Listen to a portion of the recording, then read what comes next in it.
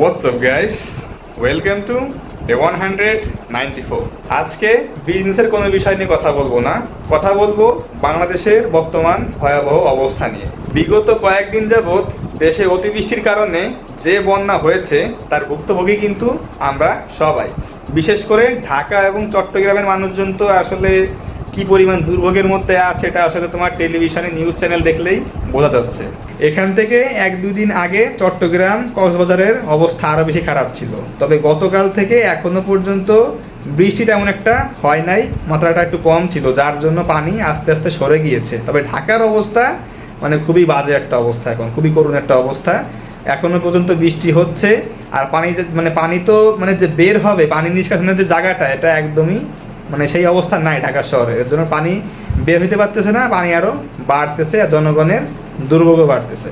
আমি literally shocked এটা দেখে যে গুলশান, বনানী, বাড়িধারা, বসুন্ধরা এরকম হাই ক্লাস জায়গার মতো রাস্তাঘাটেরও অবস্থা একদম সেম। পানি মোটে বের হওয়ার কোনো লাইন নাই, পানি জমে বসে আছে একদম হাঁটু পরিমাণ পানি। আমি আসলে এখন এটা বুঝতেছি না যে সিটি কর্পোরেশন সরকারেরা আসলে করতেছেটা কি। এতদিন যাবৎ হয়ে গেল, মোটামুটি 2-3 দিন যাবৎ এই বন্যার সেম অবস্থা, মানুষের এই দুর্ভোগ, এরা আসলে কোনো অ্যাকশন কেন নিচ্ছে না? আর সব থেকে স্পেশাল বিষয় হচ্ছে এখন চলতেছে এইচএসসি পরীক্ষা, বাট আমাদের মাননীয় শিক্ষামন্ত্রী স্যার উনি এখনো পর্যন্ত এই পরীক্ষা পোস্টপোন করেন নাই। ওনার একটাই কথা, পরীক্ষা চলবে, যেরকম আছে সেরকম চলবে। শিক্ষার্থীরা কেউ আছে তোমার সেই হাঁটু সমান পানি নিয়ে যাচ্ছে এক্সাম দিতে, আবার কেউ যাচ্ছে বোটে করে। এত একটা বড় দুর্ভোগ, আসলে আমি বুঝি না যে আমাদের যারা মিনিস্টার যারা আছে এরা কি থাকে অন্য গ্রহে নাকি এই গ্রহে থাকে। কেননা এদেশের মানুষের বর্তমানে যে অবস্থা, এটাকে আলটিমেটলি দেখতেছে না যে কীরকমভাবে মানুষ এদের জীবনটা পার করতেছে এই বন্যার মধ্য দিয়ে। তারপরে এইসব পরীক্ষা কেমনে চলে আমি বুঝি না। এক্সামের ডেট কদিন পিছাইলে কিন্তু আহামরি তেমন একটা ক্ষতি হবে না, বরং এক্সাম এখন পোস্টপোন করা হলে শিক্ষার্থীদের সেই দুর্ভোগটা কমবে।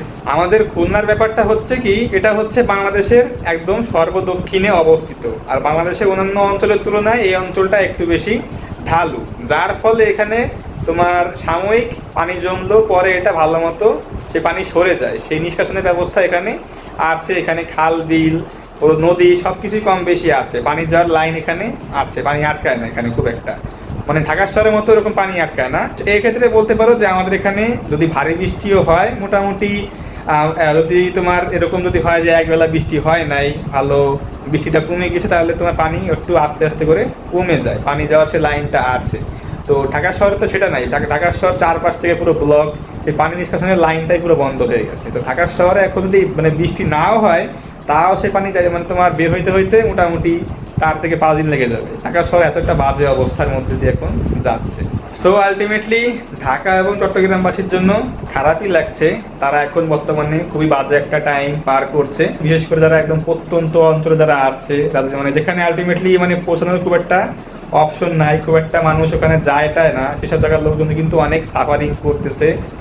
আলটিমেটলি আসলে এসব দেখলে খুব খারাপ লাগে। আর স্পেশালি আমাদের সরকারকে এখন থেকে আসলে স্টেপ নিতে হবে যে কিভাবে এই বন্যার সমস্যা নিরসন করা যায়। এটা কিন্তু প্রত্যেকটা বছরের বর্ষাকালের একই কাহিনী, প্রত্যেক বছরে বর্ষাকালে বর্ষা মৌসুমে এই বন্যা হবেই হবে। তো আমাদের এখনো এই জিনিসটা নিয়ে ভাবা উচিত যে কি কাজ করলে, কি অবকাঠামোগত পরিবর্তন করলে এই বন্যার সমস্যা থেকে আলটিমেটলি দেশবাসী রেহাই পাবে। সরকারের এখন থেকে এই কাজে নেমে পড়া উচিত। ওকে গাইস, তো কি আর বলবো, আসলে এইসব দেখে খুবই হতাশ লাগে, তো কি আর করার। তো ভিডিওটা আজকে এখানেই শেষ করছি, দেখা হচ্ছে ইনশাল্লাহ আগামীকাল। Take care on yourself and আল্লাহ হাফেজ।